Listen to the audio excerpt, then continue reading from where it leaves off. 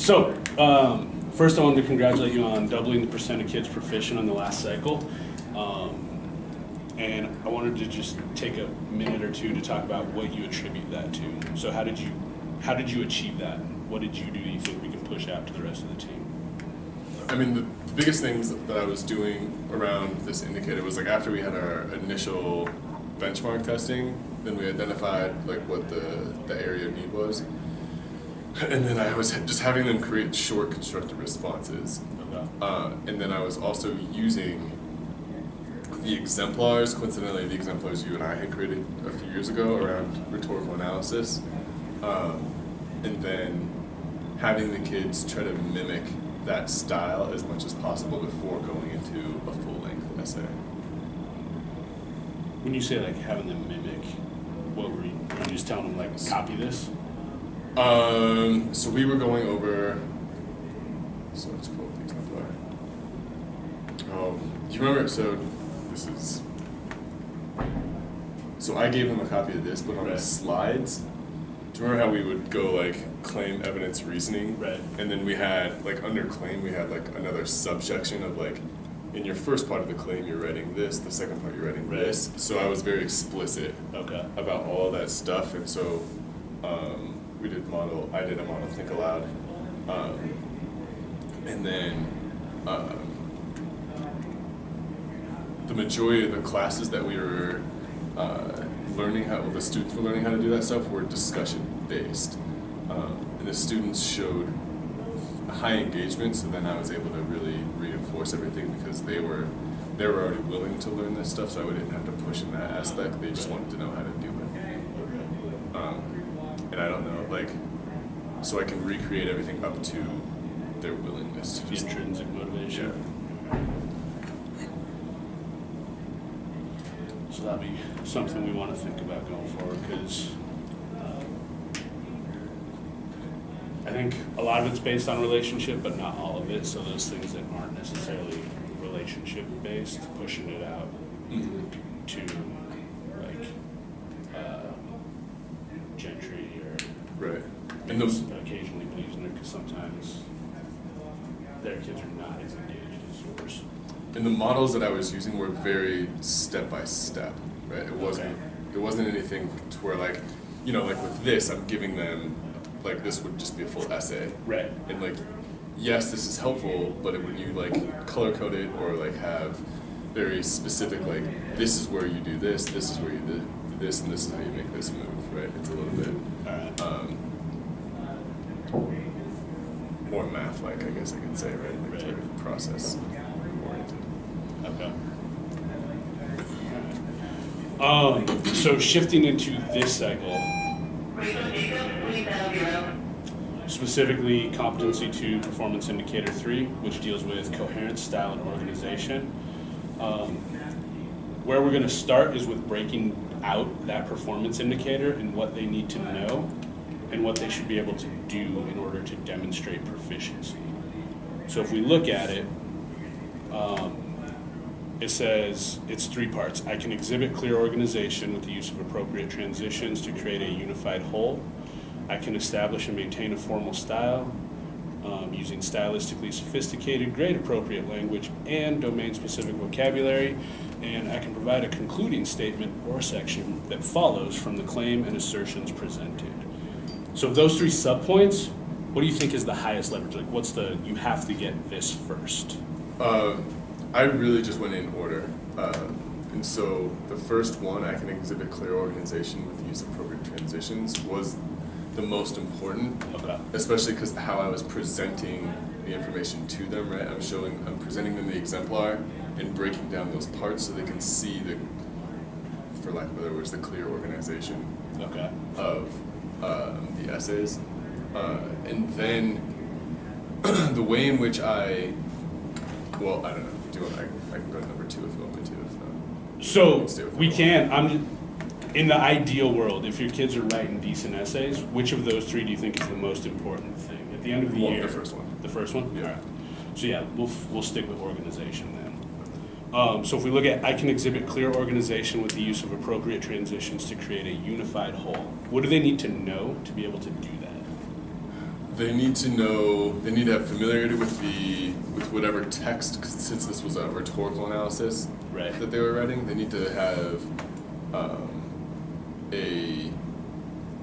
a clear, comprehensive understanding of the text that they are analyzing, and then they also need to have a clear understanding of what I'm asking them to do.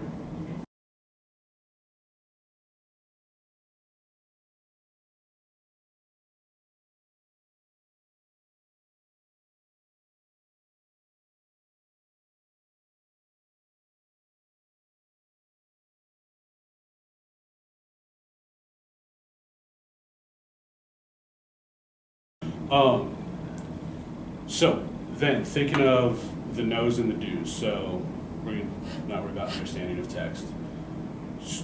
Structure guided by thesis, supporting ideas, evidence, reasoning, tie back. The do's, they need to know how to write a thesis, they need to know the types of thesis, how to use the thesis as a checklist, how to write a subclaim, how to connect a subclaim to the thesis, how to identify appropriate evidence, how to connect that evidence to their subclaims. Thinking of that list, what do you think is the most important there? In terms of what you were noticing Standard. in the sample of work. So you sent me the low and the medium, so those Right. are the unmastered work. Thinking of that, which of those are the most important gap that we should address right now?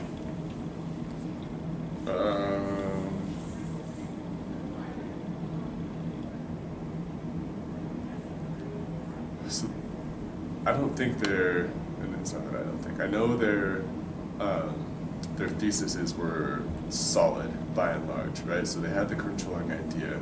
Okay. I think it was,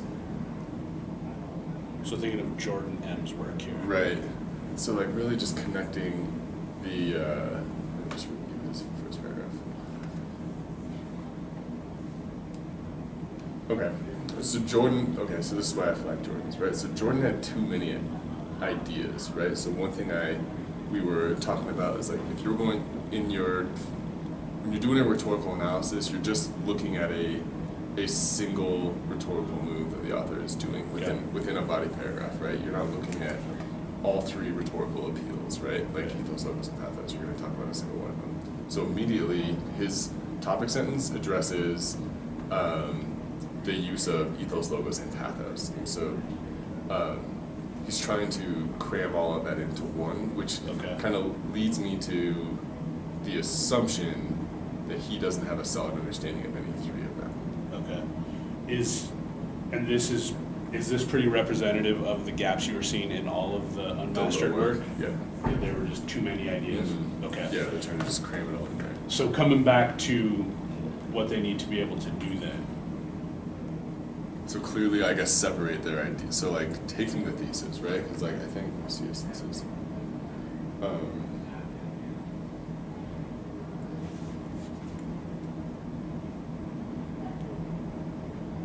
Okay. So his thesis was also an open thesis, Okay. right? So like he was trying so I would argue that the open thesis is like more an advanced move, Right. right? And so when I'm encouraging them to use that closed thesis, he decided to not go with that, left it open, and so then that began to deteriorate the quality of the rest of the essay, Okay. right? And so then, not that it wasn't bad, but then he lacked focus when he came to writing the topic sentences that connected to that, right? Okay. So like, I guess you could also say focus is organization. And would that be similar for all of the unmastered work? Mm-hmm. Yeah, so like Okay. all the low work, right? All the but low like work. if we look at the medium, she did decide to use a closed thesis. Okay. Let me see.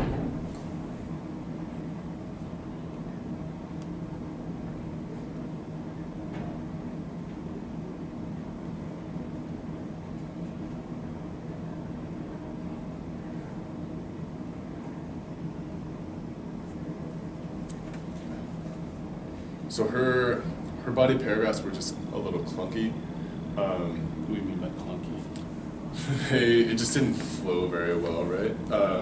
so she kind of was trying to use, like we had a conversation about transitions, right? And you can see within her work, let me highlight them real fast. I'll just bold them real fast. So like, she's using transitions within the paragraph, Right. but it just doesn't flow very well. Okay. And so then I think that with like a student like this, and were other students like this, I just need to be more explicit when I say like, your transitions within the paragraph need to be seamless or whatever. I was using language right from the rubric, and I can't remember exactly how I was saying it. So the medium work has The closed thesis, correct? has the closed thesis, does a decent job with the subclaims. The subclaims connect back to the thesis. The medium work is starting to get into the style aspect. Exactly, Okay. the minutia of it. So medium's getting into style. So they've got medium actually, for the sakes of this, what we're looking at, has kind of mastered the bullet we're talking That about. particular bullet, yes. Just bullet, yeah, that's the bullet one. Mhm. Okay. Yeah. So thinking then just of the low work, because all we're focusing on is that bullet one right Okay. now. Clear organization to create a unified whole. So thinking of Jordan's paper and the papers like his with the too many ideas. Right. So then- What is the key misconception that's preventing them from moving up to it being a style issue or mastering it? It's just giving me a lot of surface level information, right? It's almost like summary, Okay. right? Where it's like, it's not wrong, but you're not providing me with an analysis of the author's writing. So So, what's their misconception? What are they not understanding? I don't know, here, I can, so like they're supposed to tell me how the authors were communicating their ideas of human agency. Right. Right? So like in his first paragraph he writes, both authors use rhetorical appeals such as ethos, logos, and pathos as a way to get the readers to believe in what they believe when it comes to the topic of human agency. Okay. Emerson and Edwards both have a background that allows them to be experts on the topic. Emerson and Edwards have credibility or the rhetorical appeals of ethos. On the other hand, Emerson is the only author that uses logos in his writing because of his belief in human agency relies on logic and reasoning and more than belief in religion. Okay. So like, I mean, that's only half the paragraph, right? So like, and you can correct me if I'm wrong, Yeah, but that yeah. sounds like he knows the organization. He's starting with a claim. He's starting to give context about it. right. So in terms of the bullet we're talking about, his organization is there. It's the style. Is that, when you say like, But he's not telling me, so, okay, so when the you way say I like present they're it, giving me summary, not analysis, Right, so how does you're- that relate to organization? because I don't know. So what I wanted them to do was give me the claim, give me evidence to support the claim, and then give me their reasoning. But he's not talking about them, he's not giving me any evidence in this first paragraph at all. Okay, so then is the So misconception? then that would be a lack of, Is the but misconception? then you're not following the organizational format. Okay. Well, but that's different from they're giving me summary versus analysis. He is giving me summary, I don't know where you're trying to take me. I'm trying to say, if we're talking about organization, saying the misconception is they're writing summary instead of analysis, that's not about the organization of their essay. That's about the actual content of their essay. If we're looking explicitly at the organization, Right. the missing evidence is the organization piece. Okay. Because nowhere on here on our do list did we say they need to be able to differentiate between summary and analysis when we're talking about organization. Okay. That's a different row of the rubric. Okay. If this row is style, organization, and coherence. Coherence a little bit maybe, but I would argue performance indicator 1 or 2 is more where summary versus analysis is going to come in. Okay. And we're talking explicitly about performance indicator 3 right here. Okay. So in terms of like the organization of his essay, what's his misconception? You mentioned he doesn't give any evidence. Right. Is that the highest? Is that the biggest gap? You just have Jordan, the other unmastered work, like you guys don't have evidence. Or the evidence isn't applicable to. Okay. So their misconception is around evidence. Right. Yeah. Perfect.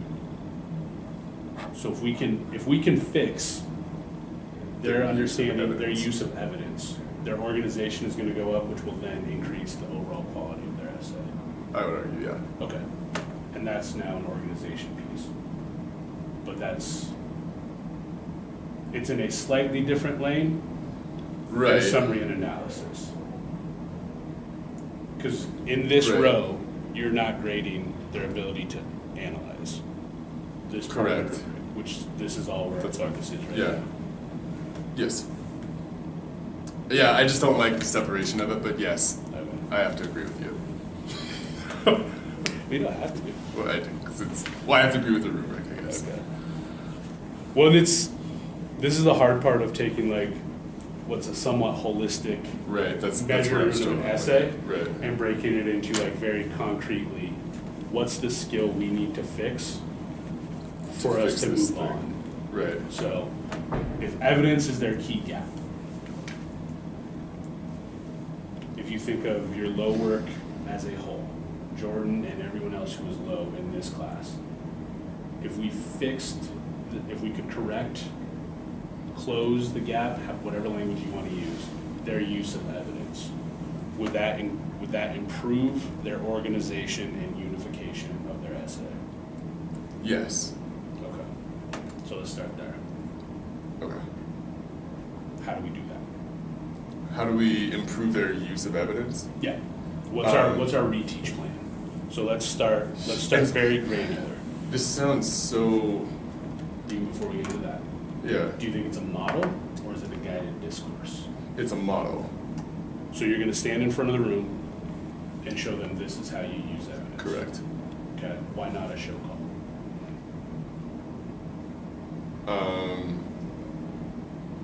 I guess I see them as one and the same. Okay. So thinking of model versus guided discourse, which would you go with? I would go with guided discourse. Okay. Why? Because then it can show them, well, because then the class will be able to look at the student's writing and identify the gaps in proficiency, I guess, right? So they'll be able to see that, okay, so what is missing from this particular Okay. paragraph, right? And right away they should be able to notice that like there's no evidence here, Right. So then the lack of evidence disables the ability for this to be a coherent, organized paragraph, because where are you taking me? Okay. It sounds like you're just talking about your own opinion, and I don't understand like how your opinion is being supported by anything. All right.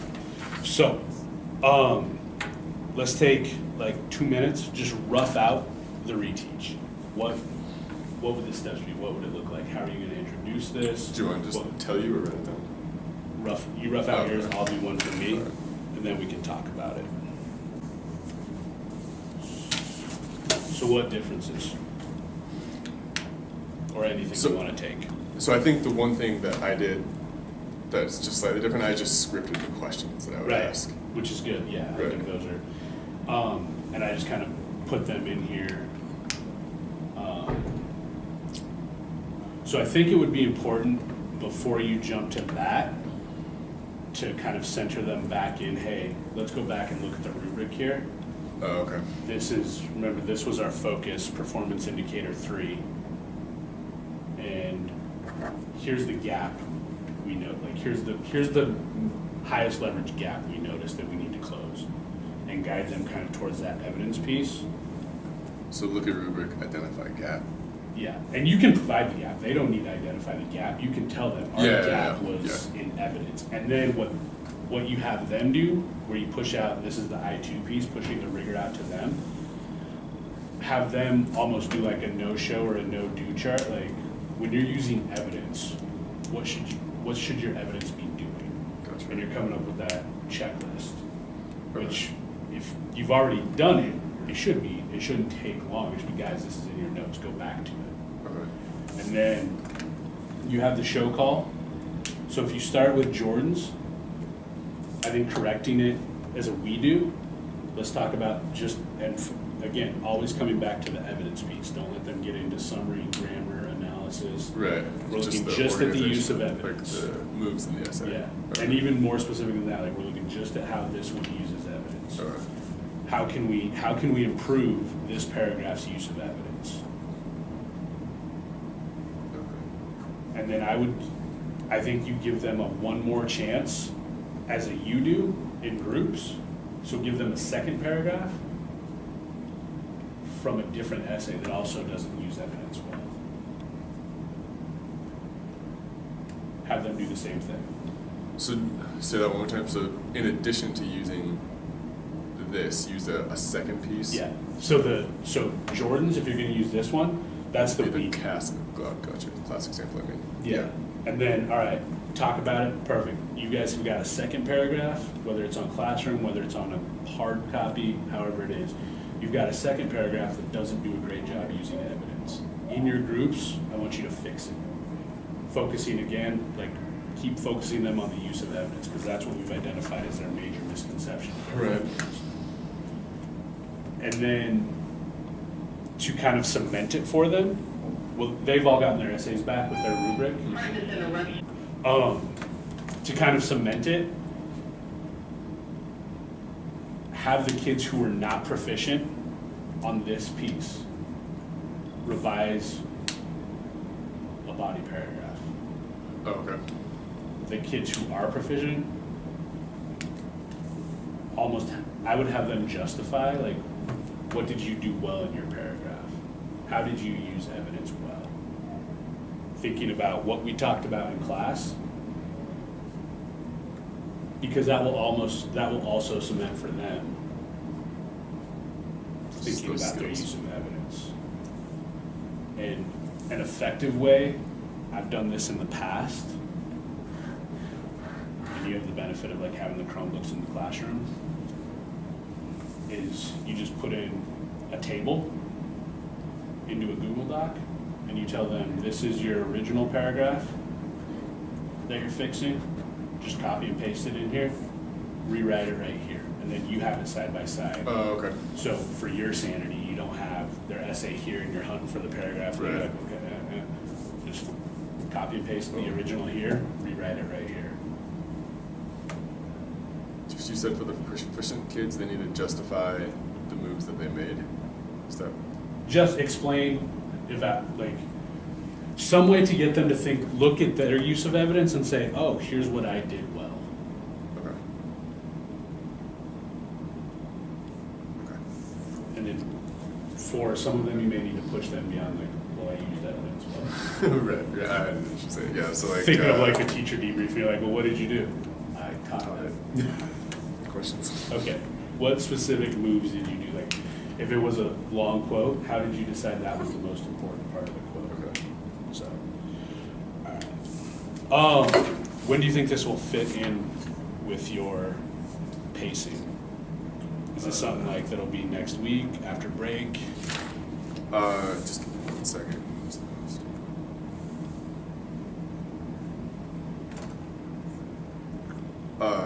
This will fit in. Let's put it down there. So,